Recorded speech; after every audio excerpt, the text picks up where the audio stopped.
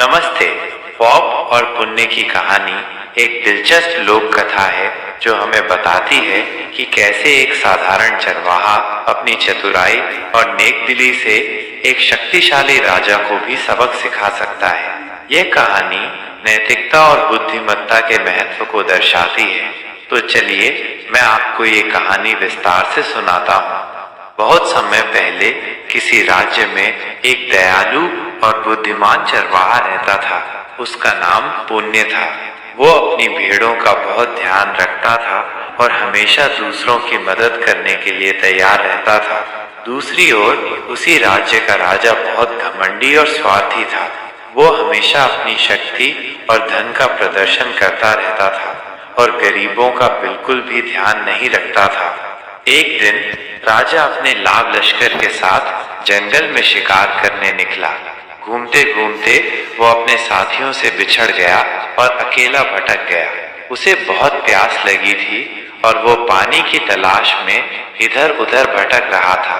तभी उसे दूर एक छोटी सी झोपड़ी दिखाई दी। उम्मीद की किरण लिए वो उस झोपड़ी की ओर बढ़ा। झोपड़ी के पास पहुंचकर उसने देखा कि एक साधारण सा चरवाहा अपनी भेड़ों को चरा रहा है। राजा ने चरवाहे से पानी मांगा। पुण्य ने तुरंत राजा को आदरपूर्वक पानी पिलाया। राजा उस साधारण चरवाहे के व्यवहार से थोड़ा हैरान हुआ, क्योंकि उसे अपनी प्रजा से हमेशा डर और सम्मान मिला था, प्यार और आदर नहीं। पानी पीने के बाद राजा ने पुण्य से पूछा, तुम यहाँ क्या करते हो? पुण्य ने विनम्रता से उत्तर दिया, महाराज, मैं एक चरवाहा हूँ और अपनी भेड़ों की देखभाल करता हूँ। राजा ने फिर पूछा, क्या तुम्हें पता है कि मैं कौन हूँ?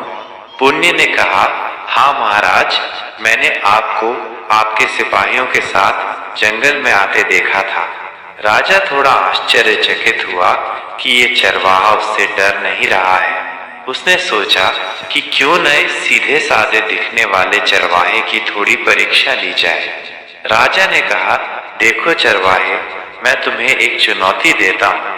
अगर तुम मेरी एक पहेली का जवाब दे दोगे तो मैं तुम्हें बहुत सारा धन दूंगा, और अगर तुम जवाब नहीं दे पाए तो तुम्हें मेरी गुलामी करनी पड़ेगी।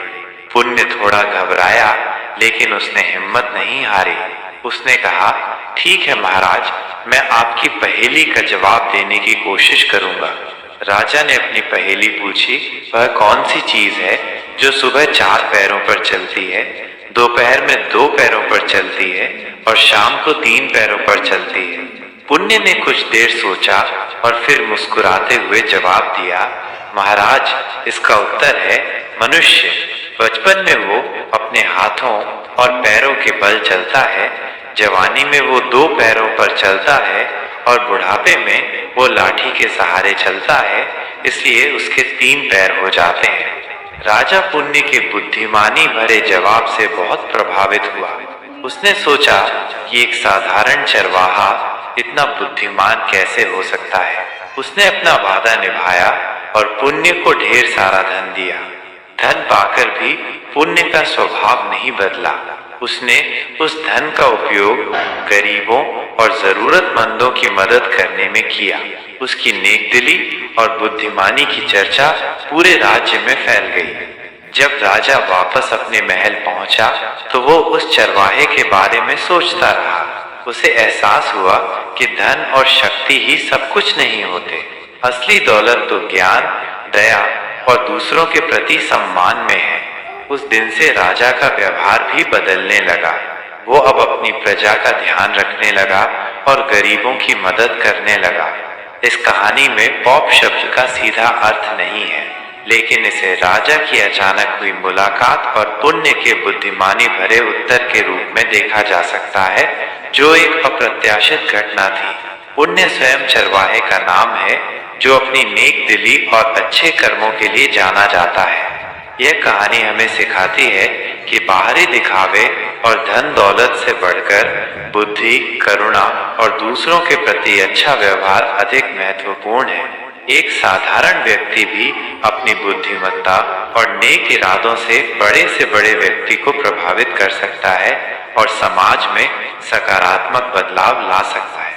तो ये थी पॉप और पुण्य की कहानी। उम्मीद है आपको ये पसंद आई होगी। अगर आपके कोई और प्रश्न है तो मुझे बताएं।